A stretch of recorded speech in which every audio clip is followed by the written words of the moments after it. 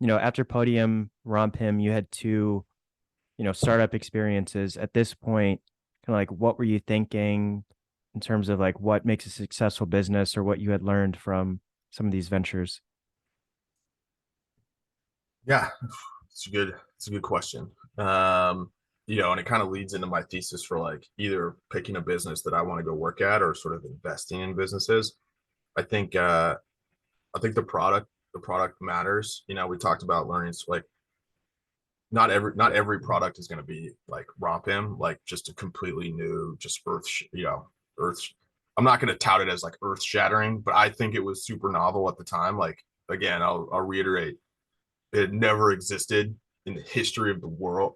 Maybe like town jesters had worn rompers back in like 1620. So I'm going to scale that back. Maybe it had existed in some form prior to 2017, but um, it was a very novel, like amazing product. And even at Homage, like amazing product. So like most of the businesses that I think it starts with the product. There's got to be something special, unique. Doesn't necessarily have to be a patent. It could also be like a capability. Like think about Olipop, like they're just really good at like formulations. Like if you're just the best in the world at formulations, like that's a differentiating sort of like product aspect to you.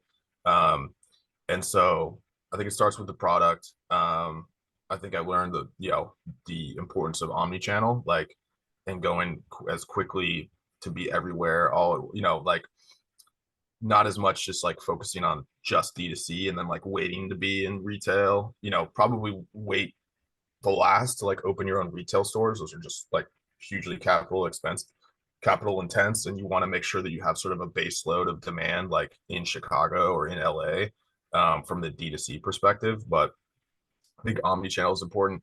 I definitely think nimble supply chain is important. One of the worst things you can do is either create demand that you can't fulfill. And we did a little bit of that with RompHim. Like we had to cut off our Kickstarter because we just like weren't going to be able to fulfill it. And we hadn't, I mean, it would have been unfair. Like if we had created this entire massive supply chain to supply $2 million worth of rompers, as a side project, like I can't go back in time and be like, how did we not know that we were going to go viral? Like that wasn't, but I think in a general sense, like having a really nimble supply chain where also you don't have to make super risky inventory bets, like that's super important. And then I think that like organic stardust isn't like people are still, I don't know the Google Analytics, people are still searching for RompHim today, 6 years later.